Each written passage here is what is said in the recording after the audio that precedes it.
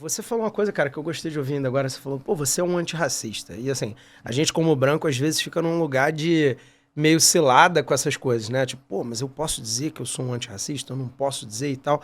Então, o último conceitinho que eu queria que vocês falassem, e aí já amarrando meio com a conclusão desse nosso papo, é sobre o antirracismo em si, né? E, assim, de maneira pedagógica e explícita, como nós brancos podemos ser antirracistas, né? Como a gente pode alterar as instituições, como vocês podem se posicionar também em prol do antirracismo. Acho que vocês já descreveram bem a decolonialidade, né? Mas o antirracismo, como é uma palavra mais intuitiva, né? A gente meio que tratou como uma... Ah, a gente sabe do que a gente está falando, mas queria ouvir vocês falarem mais sobre isso. Cara, primeiro, assim, eu acho que é importante falar que ser antirracista é extremamente difícil, cara. É extremamente difícil, assim.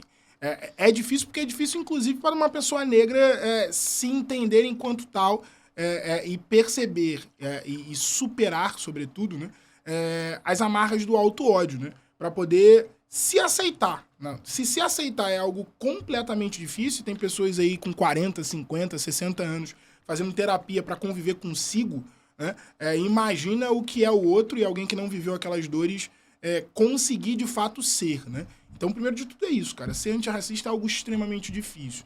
Pensar a partir de um pressuposto diferente do qual você foi produzido socialmente para pensar é algo muito difícil. Não reproduzir aqueles mínimos movimentos, falas, questionamentos e dúvidas que são instituídas ou associadas a esse modelo estrutural de sociedade, que é uma sociedade racista, é muito difícil. Então, primeiro de tudo é entender que constantemente você vai se observar, cara. Constantemente você vai questionar a primeira ação pós ver um fato, assim. E essa é uma realidade. Normalmente, a partir da apreciação de qualquer informação, a partir da apreciação de qualquer tipo de situação, normalmente o seu subconsciente te encaminha para uma análise com preconceito e com viés racial. Isso é uma realidade, assim, existe um condicionamento para isso. Então, nesse sentido, você tem que construir uma outra ótica sobre o entendimento sobre esses processos. Eu preciso duvidar inicialmente.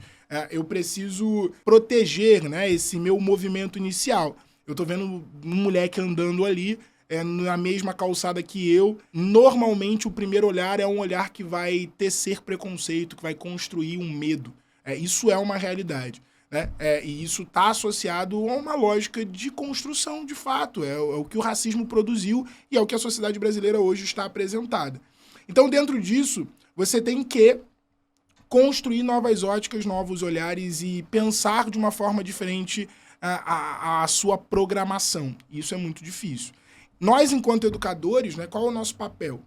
O primeiro papel é sempre entender que não existe assunto, não existe olhar e não existe tempo histórico em que o recorte racial não seja necessário. É fundamental partir, né, a apreciação ou da apreciação de qualquer conceito se perguntando, cara, onde é que tava a galera preta nesse período aí, cara? Onde é que tava essa galera, assim? O que eles estavam fazendo, né? Qual a importância deles dentro desse cenário? É possível haver a construção desse nível de produtividade, nesse nível de assertividade, sem que exista, de alguma forma, um acúmulo de conhecimento e de experiências construídas a partir de África? Normalmente, você vai perceber que quase tudo tem essa conexão. Então, a abordagem sobre a filosofia ela vai estar associada às sociedades iniciáticas africanas, a uma série dos chamados filósofos, né, gregos que foram ao continente africano aprender e construir os seus próprios pensamentos e muitas vezes roubá-los. Né? Quando você olha, por exemplo, para o desenvolvimento das ciências médicas e você percebe que há mais de 3 mil anos atrás tinham pessoas no continente africano tendo operações cerebrais. Sim. Há 3 mil anos atrás. Né? E como isso foi desconstruído. Então, o nosso papel, de fato, é reconstruir esses elos, né? Reconstruir essas relações. O colonialismo é tão forte nisso que ele conseguiu transformar o Egito em branco, né? Porque eu não posso dizer que é aquele conceito criado ali naquela sociedade, é um conceito criado por africanos. Não, o Egito é um país, não é africano. O Egito é ali do meio da Ásia, do Oriente Médio, né? Nesse sentido. Sim. O Maghreb todo, do Egito até o Marrocos do outro lado, todo tudo mundo é África. chamado de África Branca, né? Sim, sim. Uma regionalização, mas enfim. Ver questões migratórias também. Cara, sobre essa coisa do antirracismo, então, se eu entendi bem, posso me envaidecer de que a gente está fazendo isso agora. Né? Você falou da informação, né? Eu acho que debater o assunto e jogar luz sobre o assunto, eu acho que é um primeiro passo, é isso? Isso, né?